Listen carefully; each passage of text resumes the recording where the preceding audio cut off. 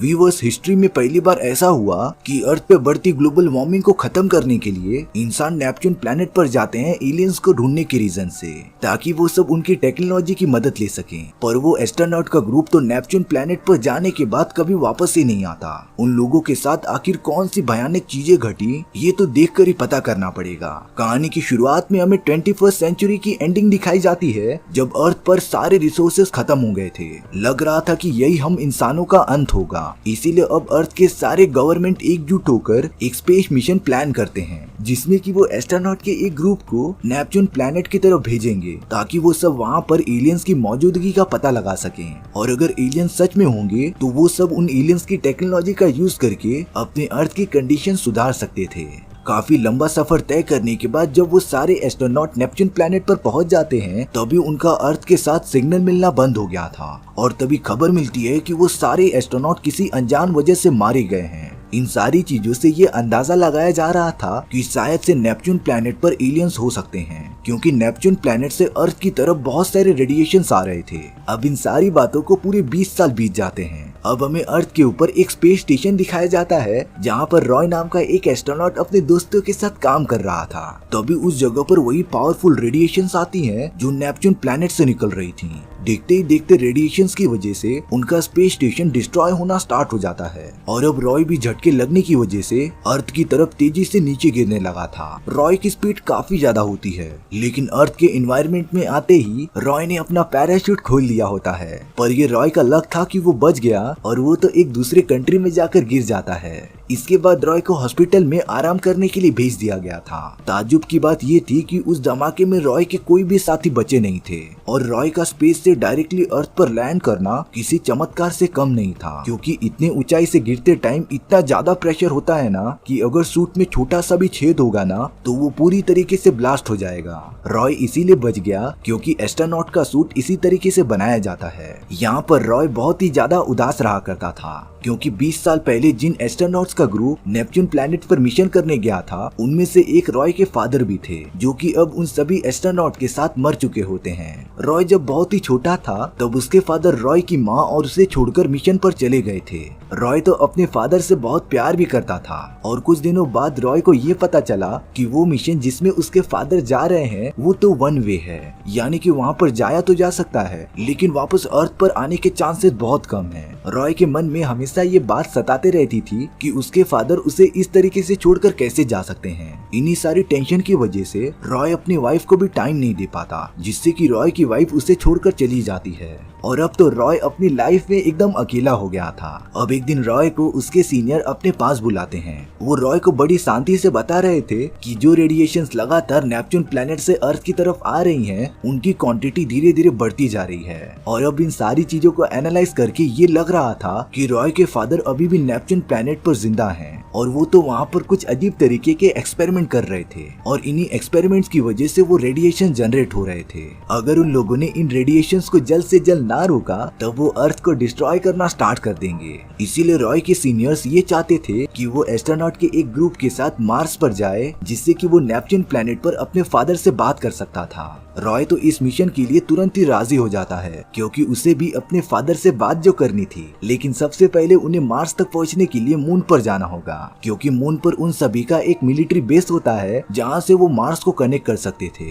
इसके बाद रॉय एक लियो नाम के बूढ़े आदमी से मिलता है। लियो रॉय के फादर के साथ ही काम किया करते थे, और अब रॉय लियो और अपने बाकी साथियों के साथ मून पर जाने के लिए निकल जाता है। पर जैसे ही वो सब मून के मिलिट्री बेस तक जाने लगे थे, उनके ऊपर कुछ अनजान लोगों ने हमला कर दिया था, क्योंकि हाल ही में मून पर कुछ कैदी रखे गए थे जो अब पूरी तरीके से आजाद हो चुके थे। उस हमले में रॉय के सारे साथी मारे जाते हैं, पर लकीली रॉय लियो को लेकर अपने मिलिट्री बेस में पहुंच गया था। सच में इन सारी चीजों में न रॉय का लक बहुत ही अच्छा है, लेकिन अब लियो काफी ज्यादा घायल हो चुके थे, और अब शायद से वो रॉय के साथ मार्स मिशन में नहीं जा पाएंगे। और अब लियो रॉय के फादर के बारे में एक सीक्रेट बताते हैं, जिसमें कि जब रॉय के फादर नेपच्यून प्लैनेट पर पहुंच गए थे तब उन्हें अर्थ पर आने नहीं दिया जा रहा था, क्योंकि हमें लग रहा था कि नेपच्यून प्लैनेट से आने के बाद रॉय के फादर सभी के लिए खतरा बन सकते थे। रॉय को तो लियो की ये सारी बातें समझ में ही नहीं आती और अब रॉय इस बारे में बिना कुछ सोचे समझे अपने साथियों के साथ निकल पड़ता है मार्स की तरफ जाने के लिए। वो सब तो अपने स्पेसशिप में बैठकर निकल भी गए थे।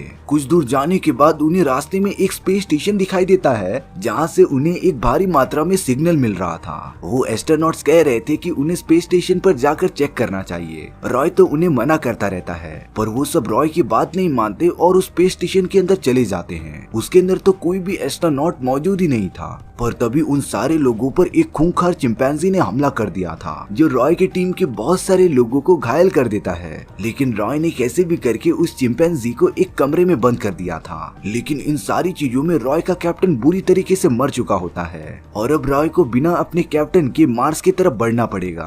और अब कई दिनों के सफर के बाद वो लोग मार्स के ऑर्बिट में पहुंच भी जाते हैं, पर नेपच्यून से वो सारी रेडिएशंस आते ही जा रही थी, जिससे कि रॉय की टीम को थोड़ी लैंडिंग में प्रॉब्लम होती है, पर वो सब कैसे भी मैनेज कर लेते हैं सेफ लैंडिंग के लिए। मार्स पर भी उनका एक मिलिट्री बंकर होता है, जिसमें कि वो सब बिना किसी डैमेज के अंदर पहुंच जाते हैं। अब वहाँ पर रॉय को एक मैसेज दिया जाता है जो वो सब नेपच्यून प्लैनेट पर उसके फादर के पास भेज रहे थे। रॉय जब उस मैसेज को पढ़कर उन्हें सेंड करता है तब नेपच्यून प्लैनेट से उसके फादर की तरफ से कोई रिप्लाई ही नहीं आ रहा था। पर रॉय दूसरी बार भी ट्राई करता है, लेकिन इस बार उसने लिखे गए मैसेज को ना पढ़ते हुए अपने दिल से निकली हुई बातें शेयर की। हालांकि इस मैसेज में अलग से कुछ ऐड करना रॉय के अंडर नहीं था, पर इस वाले मैसेज की वजह से रॉय के फादर का रिप्लाई आ जाता है। लेकिन अब वहाँ की जनरल रॉय पर काफी ज्यादा गुस्सा थी, क्योंकि उसने रूल्स को जो तोड़ दिया था, और अब वो रॉय को वापस से अर्थ पर भेजने का डिसाइड करती है। लेकिन रॉय के फादर का रिप्लाई आखिर क्या आया ये उसे बिल्कुल बताया नहीं जाता और अब अगले दिन ही रॉय को अर्थ के लिए रवाना कर दिया जाएगा। अब रॉय के पास वहाँ की एक डायरेक्टर आती है जो रॉय से यहाँ पर आने का असली मकसद पूछ रही थी, लेकिन रॉय उसे कुछ भी साफ साफ नहीं बताता। तब जाकर डायरेक्टर रॉय को उसके फादर की एक वीडियो क्लिप दिखाती है, जिसमें कि रॉय के फादर कह रहे थे कि उन्हें नेपच्यून प्लैनेट पर कुछ एलियंस के सुराग मिले हैं, लेकिन वो सब अभी तक पूरी तरीके से जनरेट नहीं हो पाए हैं। जब ये सारी बातें उनके साथियों को पता चली तब वो सारे सैंपल्स लेकर वापस अर्थ पर जाना चाहते थे, लेकिन रॉय के फादर उन्हें लगातार मना करते जा रहे थे। पर जब उनके साथियों की स्पेसशिप अर्थ की ओर निकल पड़ी थी तब रॉय के फादर ने उन्हें पूरी तरीके से ब्लास्ट कर दिया था, ताकि वो यहाँ से कोई भी सैंपल्स अर्थ तक लेके ना जा पाए। उसी धमाके में मारे गए एस्ट्रोनॉट्स में डायरेक्टर के मॉम एंड डैड भी थे, यानी कि रॉय के फादर ने ही उन सारे लोगों का मर्डर किया था। रॉय तो ये सुनकर एकदम से शॉक में हो जाता है, क्योंकि बचपन से जिसे वो अपना हीरो समझता था दरअसल वो एक बहुत ही खतरनाक कातिल है। डायरेक्टर बता रही थी कि रॉय को यहाँ पर सिर्फ नेपच्यून प्लैनेट पर उसके फादर से बात करने के लिए बुलाया गया था, और अब रिप्लाई देने की वजह से उन सभी को पता चल गया था कि रॉय के फादर का स्पेस स्टेशन कहाँ पर मौजूद है। और अब उनकी कमिटी एक रॉकेट तैयार कर रही है जो रॉय के फादर के स्पेस स्टेशन को जाकर तबाह कर देगा, क्योंकि रॉय के फादर ने वहाँ पर कुछ अजीब तरीके के एक्सपेरिमेंट किए थे और उसी वजह से बहुत सारे रेडिएशंस अर्थ की तरफ लगातार बढ़ रहे थे। इसीलिए अब रॉय के फादर के स्पेस स्टेशन को डिस्ट्रॉय करना जरूरी हो गया था। रॉय इन सारी चीजों को सुनने के बाद भी अपने फादर से एक बार मिलना चाहता था, इसीलिए वो डायरेक्टर से मदद भी मांगता है। डायरेक्टर तो पता नहीं क्यों रॉय की मदद करने के लिए रेडी भी हो गई थी। डायरेक्टर रॉय को एक स्पेसशिप में डाल देती है जो नेपच्यून प्लैनेट की तरफ जा रहा होता है, लेकिन कुछ टाइम बाद ही उस स्पेसशिप के बाकी एस्ट्रोनॉट्स को पता चल गया था कि रॉय भी उनके स्पेसशिप में मौजूद है। उन्हें बताया गया था कि रॉय का दिमागी संतुलन ठीक नहीं है, इसीलिए उनमें से एक एस्ट्रोनॉट रॉय को बंदूक लेकर मारना चाहता था, पर अब गलती से उस जगह का ऑक्सीजन टैंक टूट जाता है, जिससे कि देखते ही देखते वहाँ पर मौजूद बाकी एस्ट्रोनॉट्स मारे जाते हैं। ये सारी चीजें तो रॉय ने कभी एक्सपेक्ट ही नहीं किया था, पर अब वो पीछे भी नहीं हट सकता था। रॉय अकेला ही उस पूरे स्पेसशिप को लेकर नेपच्यून प्लैनेट की तरफ बढ़ने लगता है। रास्ते में वो अपने फादर को बहुत ज्यादा याद भी कर रहा था। भले ही रॉय के फादर उसे बचपन में छोड़कर चले गए थे, लेकिन जितना भी टाइम रॉय ने अपने फादर के साथ स्पेंड किया था वो उसके लाइफ में सबसे बेस्ट मोमेंट में से एक थे। अब कई महीनों के सफर के बाद रॉय अपने फादर के स्पेस स्टेशन में पहुंच जाता है।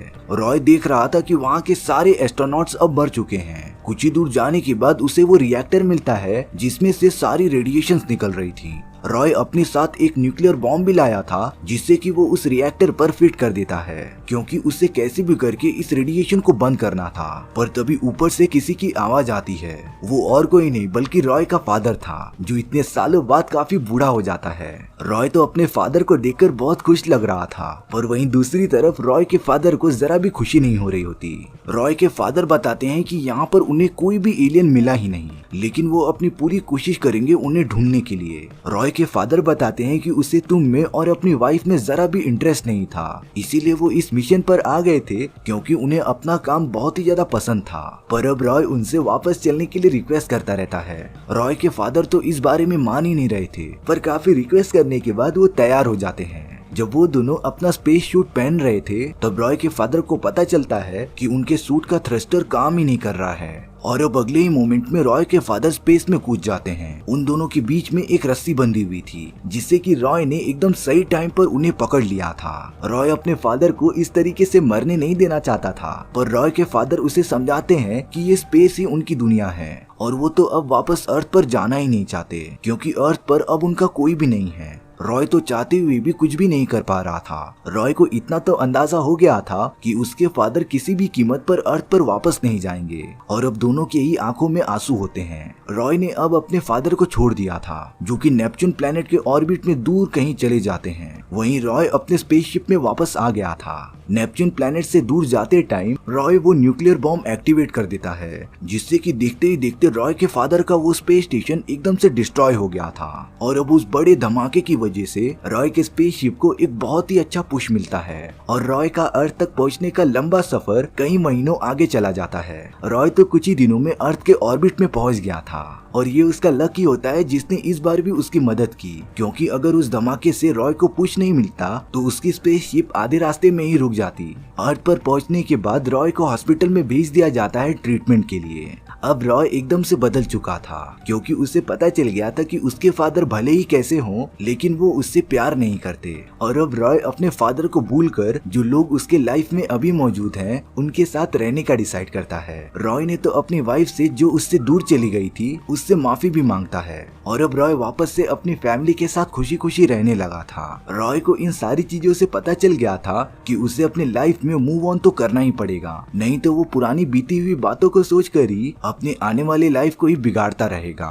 और इसी के साथ हमारी ये कहानी यहीं पर खत्म हो जाती है। सो व्यूअर्स, आपको ये स्टोरी कैसी लगी प्लीज कमेंट सेक्शन में बता दो, और अगर आपको मेरा एक्सप्लेनेशन 1% भी अच्छा लगा होगा ना तो वीडियो को लाइक एंड चैनल को सब्सक्राइब जरूर कर देना, क्योंकि सच में इससे मुझे काफी ज्यादा मोटिवेशन मिलेगा आपके लिए इसी तरीके की मजेदार स्टोरीज ढूंढ कर लाने के लिए। तो मिलते हैं नेक्स्ट वीडियो में, सी या।